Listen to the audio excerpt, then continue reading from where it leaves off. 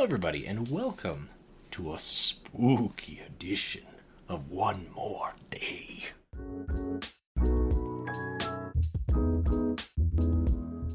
It is All Hallows Eve day. Is the eve just the night, or could it be the entire day?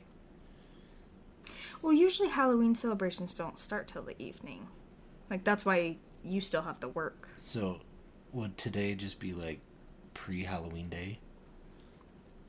Oh, wait. It's Halloween day. This is coming out on Halloween Day. Yeah. Okay, never mind. Anyways, Happy Halloween Happy and Halloween. happy All Hallows Eve later If tonight. you listen to this tonight, yep. Okay, so for this special spooky session, we are going to read some scary stories. I am a snake. A snake is snake. Are you Snape? I'm Severus Snape. Anyways, and as a treat, or not a treat, I don't know, I am also reading 2 horror or scary stories that I wrote, or I have written. So, hey, no pre-reading.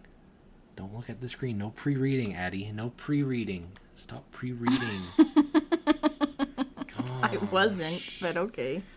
Heck. Do you want to go first? You want me to go first? You go first, because I probably won't have as much to read. I'm sorry.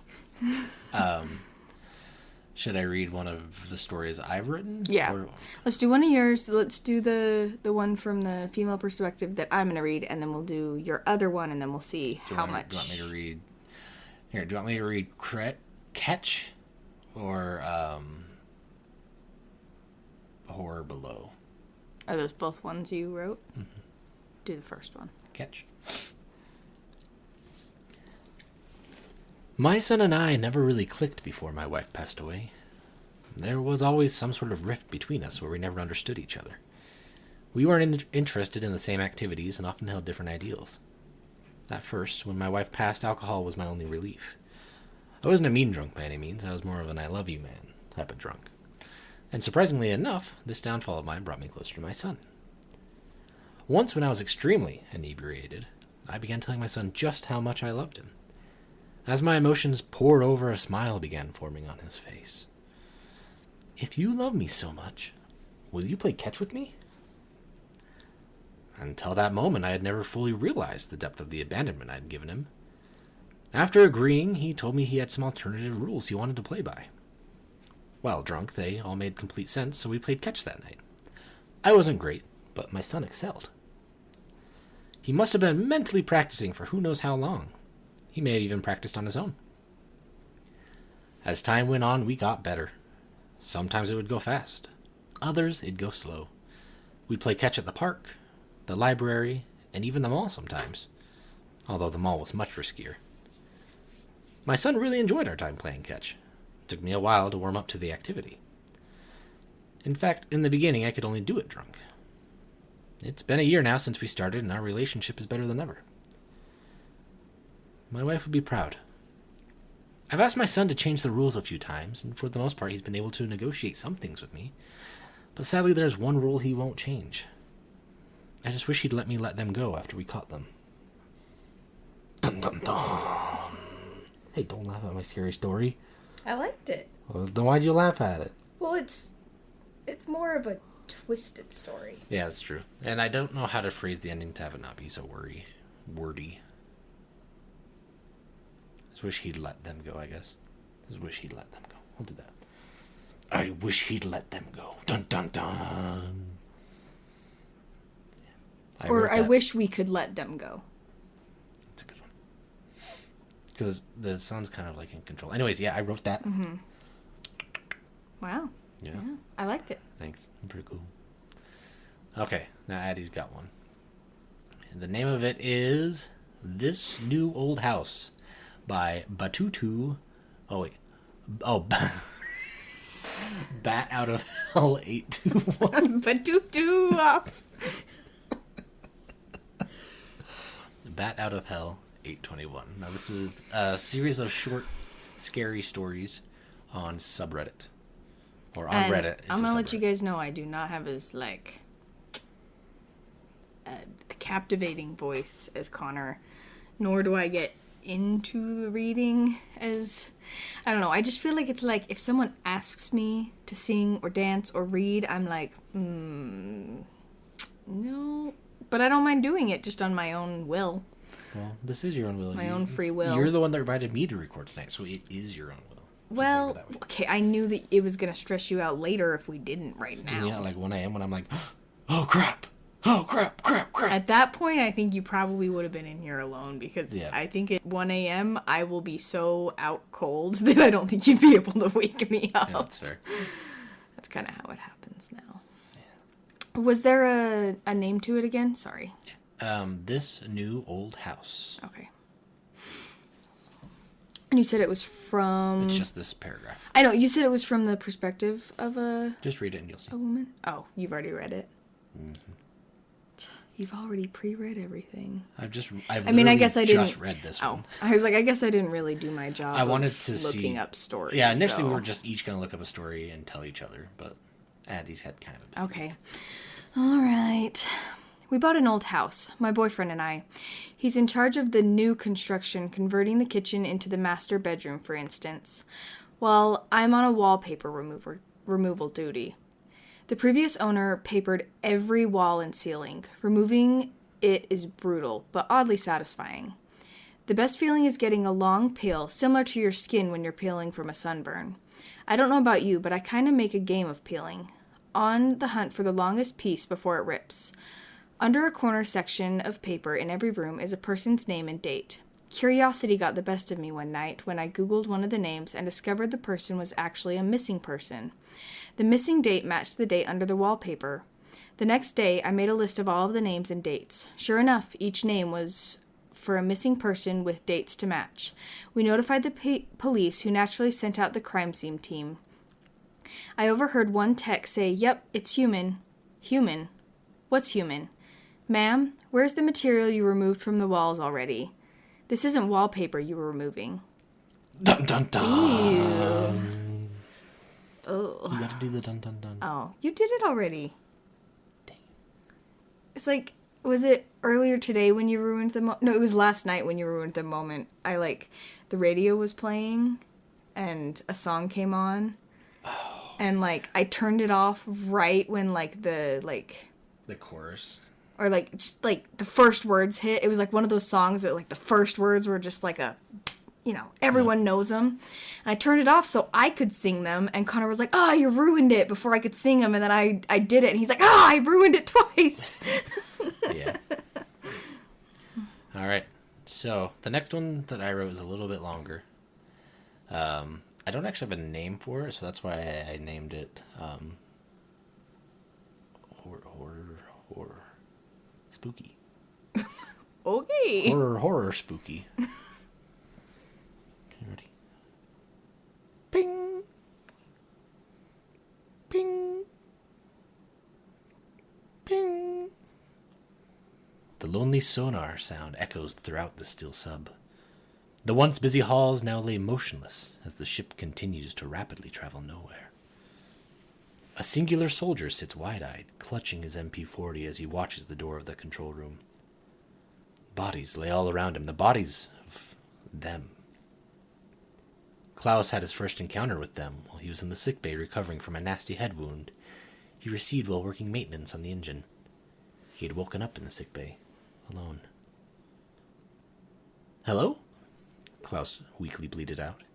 A sterile and medicinal smell assaulted his senses. "Doctor?"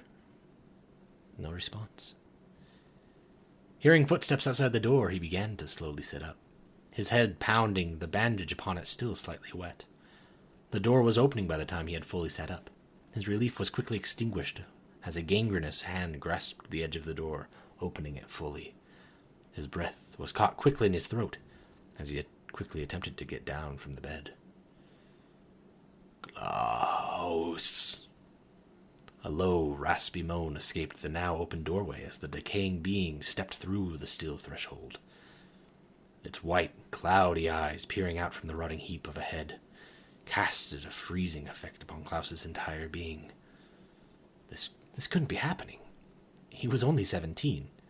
He had wanted to join the Kriegsmarine so desperately he had lied to the recruiter. He shouldn't be here. But he was. Grabbing a nearby scalpel, Klaus rushed up to the beast and plunged the scalpel up through the chin and into the brain, or where he had assumed the brain was.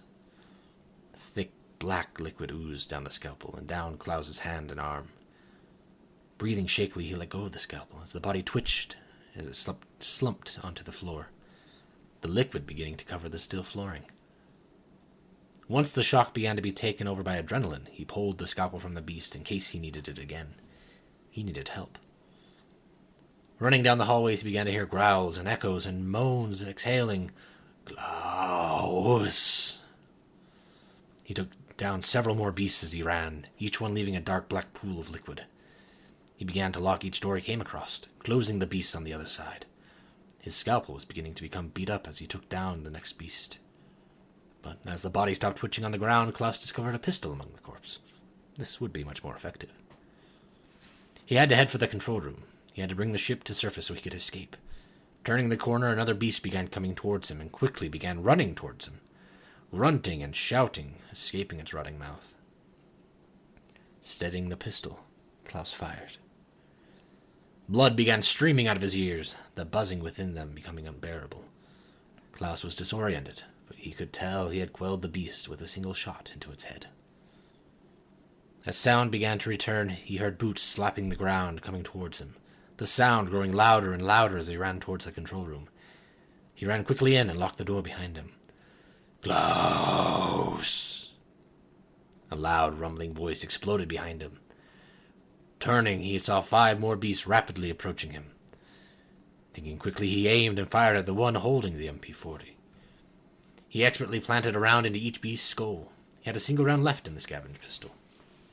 He quickly grabbed the MP40 and sat down, staring at the door.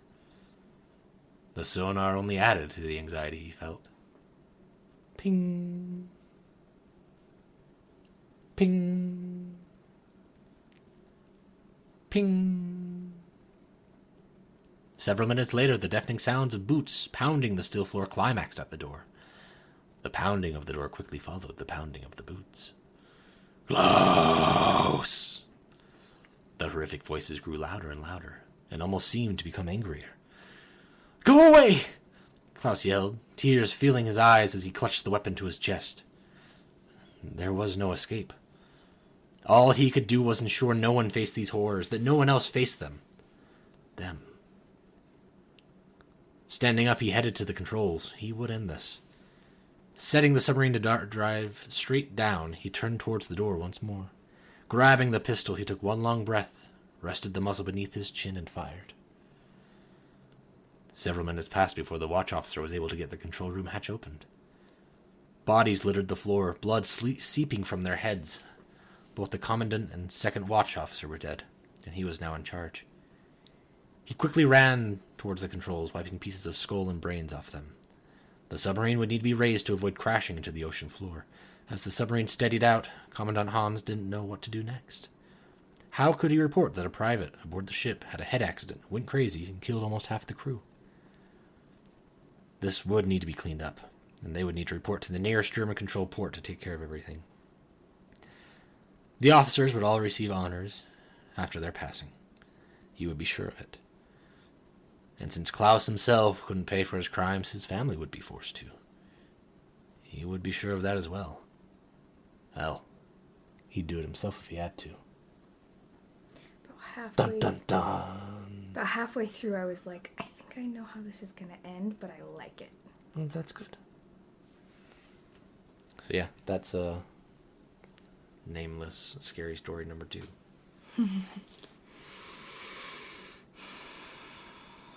Wasn't it good? You can pick one. You don't have to just go to the next one. There's a total of 30. So pick a number. Oh dear.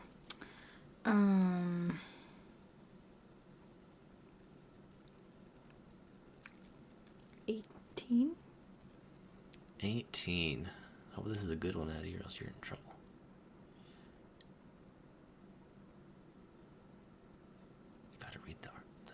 Oh. It's titled Hidden by KMA Pock. Where are you? I screamed. Panicked, I run through the abandoned farm. I can't find her. Not in the old house, not in the barn. I run into the empty field, heart racing. As I scan the area, I run into a mound of dirt and trip, sprawling to the ground. Getting up, it hits me. Abandoned farm. I tripped over freshly tilled earth. Crouching down, I start frantically clawing with my hands, scooping handfuls of dirt. I hit something hard. Wood. Are you in there? I cry, pressing my ear to the wood. I hear muffled cries. I start digging again, but realize it's taking too long. Look around, I see a garden shed. I sprint to it. Ripping the door open, I see a shovel, still caked in dirt. Probably the same one that the bastard buried her with. I grab it, running back. I started digging with purpose. Soon the wooden box is exposed. I toss the shovel and rip open the crate. She stares back at me, eyes wide. Bound, gagged, but alive. I sigh with relief. Thank goodness. I reach into the bag, pulling out my rag and chloroform. I crouch down, placing it over her face. She struggles, faints. I toss her over my shoulder. Ah, hell. My brother says I walk back to the truck with a smirk. You found her. Yep, you almost had me, though, I laugh. All right, my turn. Where did you put her? I gesture to the creek area. Somewhere over there. Drowning's an issue, though. Jerk, he says, running off. I smile, watching him go. I love adult hide-and-seek. That was dun dun dun. There you go. That was a pretty good one.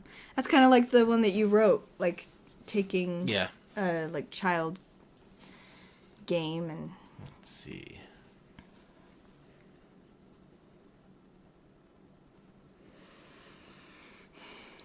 One or two more of these short ones. They Got the Definition Wrong by L. Louis. It has been said that the definition of insanity is doing the same thing over and over and expecting different results. I understand the sentiment behind the saying, but it's wrong. I entered the building on a bet.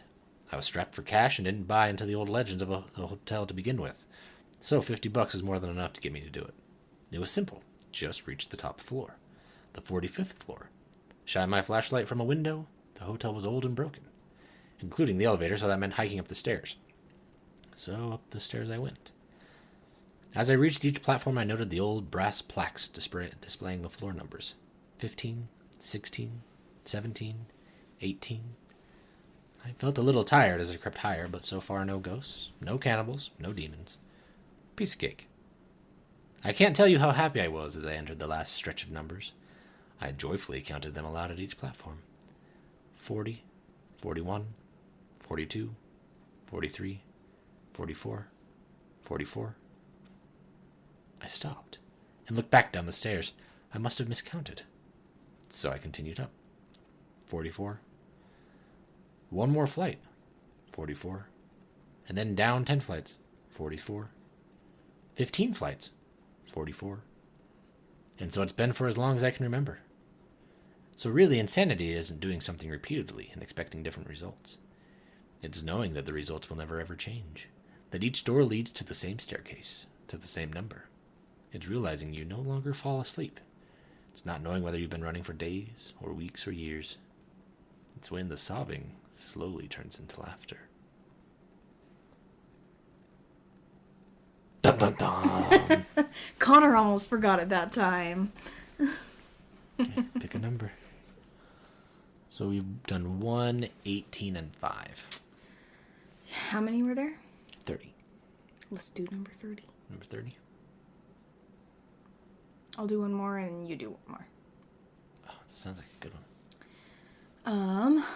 A Message from Your Personal Demons by Mr. Garm. Hello, my dear. You do not know who I am, but I know you. I am one of the 3 demons that were assigned to you at birth. You see, some people in this world are destined for greatness, destined to live happy, fulfilling lives. You, I am afraid, are not one of those people, and it is our job to make sure of that. Who are we? Oh, yes, of course. How rude of me. Allow me to introduce us. Shame is my younger brother, the demon on your left shoulder. Shame tells you that you're a freak, that those thoughts you have are not normal, that you will never fit in. Shame whispered into your ear when your mother found you playing with yourself as a child. Shame is the one who makes you hate yourself. Fear sits on your right shoulder. He is my older brother, as old as life itself. Fear fills every dark corner with monsters, turns every stranger on a dark street into a murderer. Fear stops you from telling your crush how you feel. He tells you it is better not to try than to let people see you fail. Fear makes you build your own prison. Who am I then? I am the worst of your demons, but you see me as a friend. You turn to me when you have nothing else, because I live in your heart. I'm the one who forces you to endure, the one who prolongs your torment. Sincerely, Hope. Dun dun dun. Good job. Okay, now you pick a number for me. No. I don't... Do 22. 22. No, 21. 21. Okay. Oh, I want to do this one. I want to do one of the longer ones. Oh, okay. Because some of these are just a couple sentences. Oh! Oh, 22 hey, 22 is a long one. Get it. So this is labeled The Twist at the End by AI1267. Cradling my 4-year-old daughter in my arms, all I could do was listen as the screaming outside the house got louder and louder, interspersed with sounds of violence and horrible, horrible wet thuds, and the unmistakable echo of muscle and sinew resisting the force that was slowly tearing them apart. It started just 3 days ago. Something happened out there in the world. Before we even got news of what's going on, seemingly half of the world is gone. Police and military were unable to stop it. Providing such a short frame of resistance, it's hard to know whether it was real or just a fluke. There was no centralized target, no way to use our most powerful weapons, not without incinerating ourselves in the process. They poured forth across the world from wherever it was where it started. I hear banging on the door downstairs and the screams of people being slaughtered, unable to mount a proper resistance against such a force. It doesn't take long before the pounding gives way to splintering and the sound of shattering wood. They're in the house. No more than a moment or two passes before the door to the bedroom starts shuddering. The things I piled against it are holding, for now. But I know, realistically, that they're going to manage to come through. I keep rocking my little girl, humming a lullaby in her ear to calm her as she cries. The pounding rose in force and volume, the frame starting to crack. I put my little girl on my lap, her back to my chest, and I stroke her head with both hands. From the top of her scalp down across her ears, just as I've done ever since she was a baby. Just the way she loves it. The effect is instantaneous. Her desperate crying calms to a series of sobs and hiccups. Her small body shuddering against mine in fear. I keep humming to her, soothing her hair, acting for all of the world as if nothing is out of place, not a single thing amiss. Agonizingly slow, in a reverse cadence of the sound of splintering wood, she calms down. I can feel it when she stops tensing as I keep stroking her down the sides of her head. A final hick-off of a sob, and she falls quiet, her body relaxed.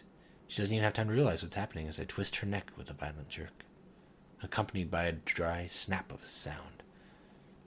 She's dead before she can even slip down into my lap. The door is giving way, the furniture pushed back. I may be torn limb from limb while I scream, but at least my baby angel's safe from harm. Dun, dun, dun. That one was just sad. That one wasn't really scary. That one was just sad. Should have done 21. I might do 21 still, because that was just sad. I don't want to end on that one. I almost feel you should edit that one out. That one just depresses me. No, I'm not going to edit it out, but it was sad. Okay, so that wasn't actually our last one. Our last one's going to be The Eyes Are Watching Me by Recludus. Recludus. I bought a new house in the small town of Winthrop. The house was cheap, but the most important part was that I needed to get away from the city. A few months ago, I had a run-in with a stalker. While I had managed to get him arrested, I couldn't shake the feeling of eyes just constantly watching me. I felt like there were eyes everywhere, at home and on the street. So I decided to move out into the country to somewhere with less people, just for peace of mind. The house itself was big and somewhat old, but otherwise very welcoming. The agent who introduced me to the house had been required to mention that a serial killer had lived here in the past, which was why the house was so cheap. However, he and later my next-door neighbor Sarah both told me to pay the thought no mind. 4 other owners had lived in the house since then, and all of them were very happy with it. I loved the house. Its interior furnishings were beautiful and very comfortable.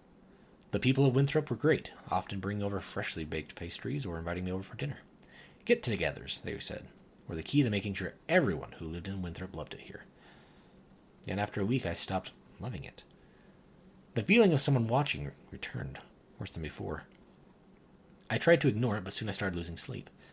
Giant bags grew under my eyes, and I began yawning almost as much as I breathed. Sarah was kind enough to let me stay in her house for a few nights. It was during this time that I heard the legend of Forrest Carter, the serial killer who had lived in the house. While no one knows his exact kill count, Carter, also known as the Winthrop Peacock, was a man with an extremely severe case of narcissism. Legends say that he couldn't fall asleep if he didn't feel like he was being watched. He was finally arrested for putting up a scarecrow to watch him during the night. Only it wasn't a scarecrow. Carter had murdered a 17-year-old girl just so her corpse could stare at him.